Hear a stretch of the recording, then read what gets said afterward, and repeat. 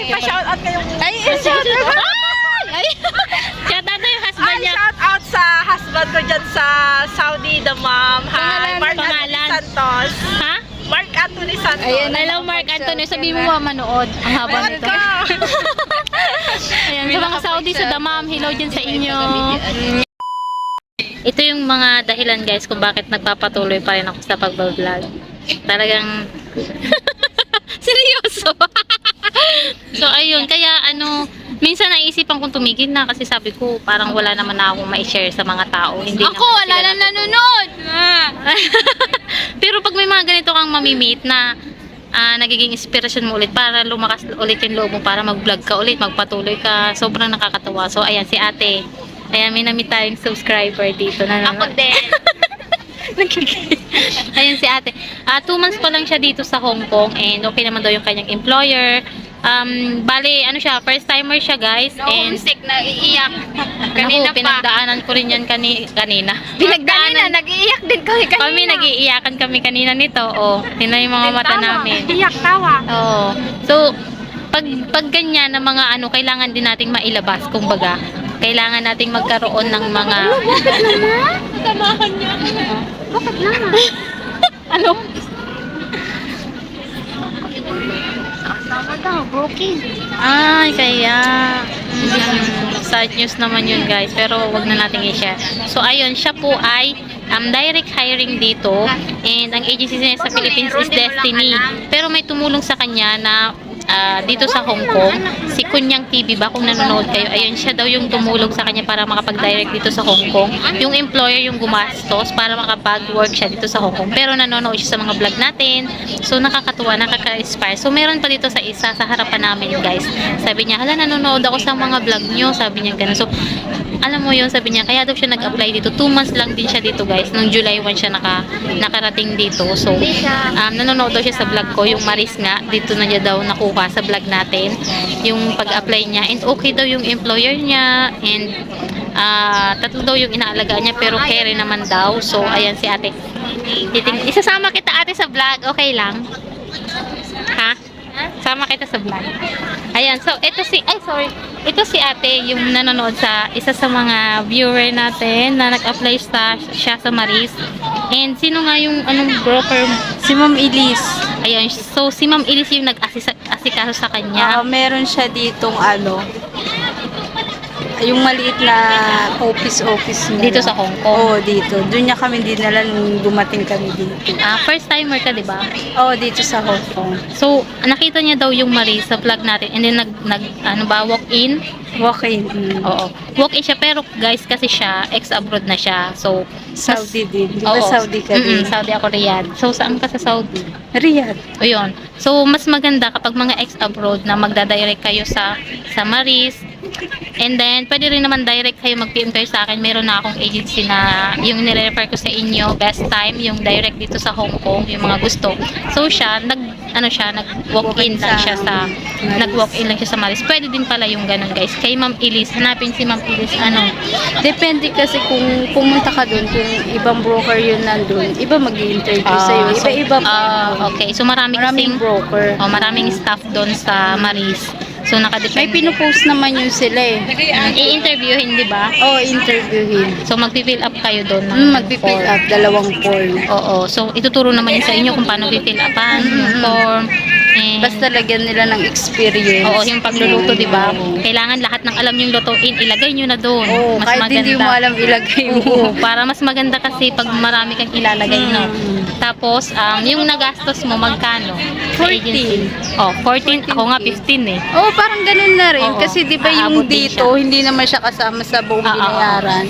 So, mura lang talaga sa Maris. And then, ilang buwan ka bago nakaalis?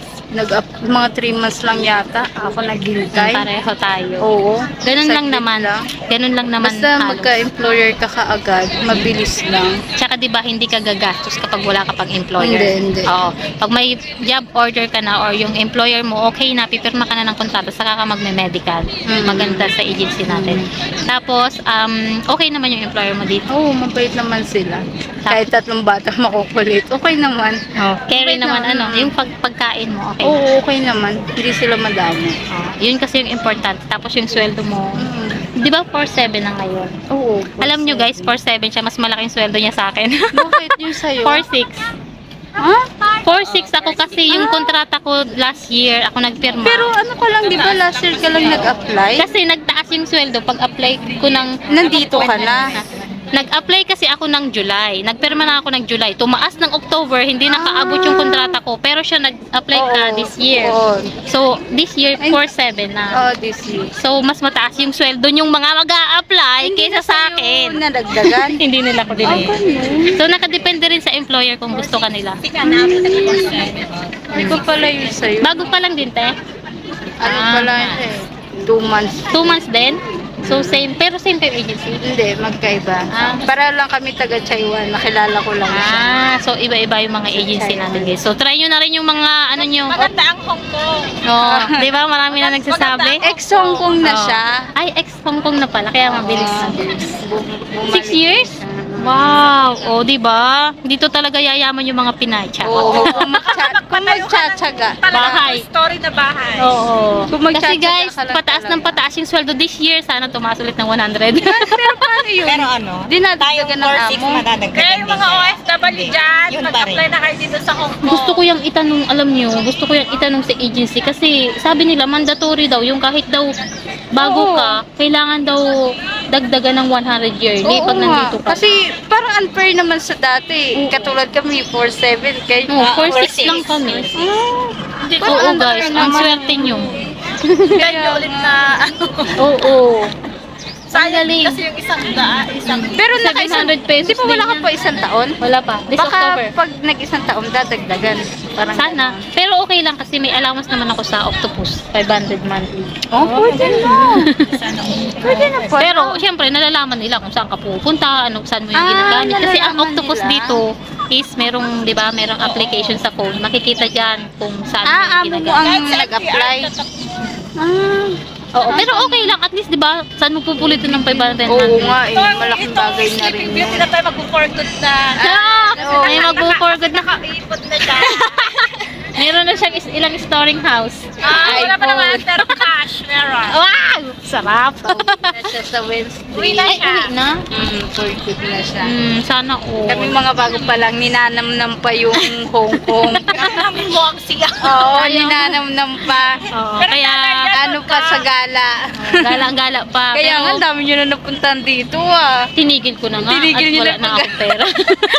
Wala nang naipin. Tsaka nag-uwian na yung mga kasabayan namin na nag-ano na rin. kasi yung mga alam nyo na mga may matagal na dito yung mga Maraming mga kwan mo yung mga nasa Saudi ganyan na nag-apply. oo, marami. Mga galing Saudi, nag-aalis na sa Saudi. Nandito na Kasi sa Hong ano Kong. na dun, be, ano sa South Hindi season na tumataas. dun. Hindi. Magsa Saudi season na. 4 years. Ako 5 years ako dun. Oo, 5 years siya. Straight Riyadh yun. din. Straight isang amo. Isang Ang galing niya din guys. Oo. Ako, Bakit ka 25 naman eh. nag-Hong Kong Saudi pala kayo lang? Oo nga, sir. Experience ang Saudi. Oo. Kasi sa Saudi, Ang Saudi, walang gastos pag walang nag-apply. gastos. Kaya dun muna kami kasi wala kaming panggastos Kaya ng pag Hong Kong. nag- Ang mahal-mahal ng Hong Kong dati, 100,000 pag nag-apply ka. Ganon. Ako ngayon, 15,000 Hindi na kasi lang. naniniwala sa amin na 100 noon. Kasi Ang mahal. Ang kapatid ko kasi galing dito. Hindi ako nakasunod kasi ang laki ng gastos na kuutang. Ayoko naman na ipag Oo. ano siya. Kasi So, sa Saudi, wala kang gastos. sa Saudi, inuna ko kasi wala, free lahat. Mm. Pati pangkain namin sa bahay, binibigyan kami. Dami naman kasing ano doon, pagkain din. ang galing pag yung ano ba, Riyadh, yung Saudi, parang stepping stone mo, experience mo kahit 2 years. Sobrang laki Para lang talaga makapasok ng ka mga dun. bahay doon. No? Ang laki ng bahay, ang daming anak. Nagulat nga ako dito. Be, Kabaliktaran nung dito, di ba? Dumating ako, ang liit. Oo, Nagulat di ba? ako. Pati kwarto, day. Diyos ko, wala man lang, baka parang CR lang ng amo mo yung kwarto mo dito. Uy, mas malaki pa yung Ganon. kwarto natin sa Middle East. Eh. Diba? 22. Mababa Noon lang. ako, 2019 lang. 19,000. Sa Oo, Saudi. yung una. din ako din. 19. Kasi 2015, ang palitan, 10 lang or 11 lang. 11. Oh, yung Ngayon, una. 15 na. Kaya medyo 22,000 na yung sweldo ng mga nasa Saudi. Ayun. Tumaas na rin? Hindi, tumaas lang yung palitan. Ay, 15 na. Oo. 15 na yung palitan. Ako noon, 11, 12 lang eh. Kaya, 11, 12. Kami Saudi rin 49 pala lang. si ate oh. Oo, Saudi din. Pero So, Jisan ayun. ako noon. Ha? Boundary ng Yemen. Jisan. Ay, sa Jisan pa. pero saan ka sa Saudi safe? Riyadh ako, tsaka Abha.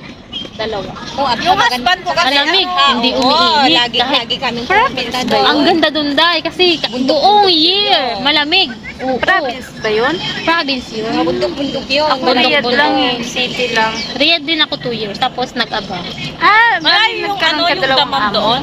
Damam, oo. Oh, Ilang oras malayo. kami nagbiyahe nun, nung nagbisita dun. Mga 3 to 4 hours. Pero magandang damam. Malapit sa dagat, kaya ano. Oh, may Sa dagat damam daw ko, sa damam. Ay, dun siya. ba siya? 8 years. 8 years? Tapos ikaw, dito. LDR. Hindi kayo nagsasama. Uy, ang haba na ng vlog na. Ang haba. Nagdantala na tayo! Uy, nakita ko napanood ko nga yung vlog mo, sinama ka sa Japan ng Ay, pa-shoutout kayo. Ay, shout out! Ay! Shout out na yung husband Ay, niya. shout out sa husband ko dyan sa Saudi, the mom. Hi, Mark Anthony Pangalan. Santos. Ha? Mark Anthony Santos. Ayan, Hello, Mark Anthony. Sabi mo ba manood? Ang haba Meron nito. ka. Ayan, sa mga Saudi, sa Damam, hello dyan sa inyo. Yun nga, yung mga Saudi girl. Dito travel yung amo mo, baka isama ka rin. Hindi sila, kasi may kabiting ako yung, hindi sila masyadong travel. So, ayun. Ako Ako kasi, bata, tatlo. nag-travel kasi yung amo Oo ko, nga kaya eh. nakapag-Japan ako. Hindi na. Nag-travel ulit sila. Ay, Kasi di na ako sinama at kasama yung magulang kasi. Saan saan Japan pumunta? ulit. Ah, Doon ulit sa dati. Alam, sila, gusto Travel. ng Japan. Maganda ang Japan. Ilang ano kayo doon? 8 days. Ay, ang tagal din. 8 days kami. Hoy, mamaya, ay, kumunsak tayo. Bye-bye. Bye! Umaya ulit. Ngayon ko lang napagtanto na talagang kailangan kong ipagpatuloy ang aking pagbablog dahil doon sa mga na-share natin dati na mga vlog natin about sa pag-a-apply. Sobrang daming nakakakita sa atin sa labas kapag nagda-day off ako.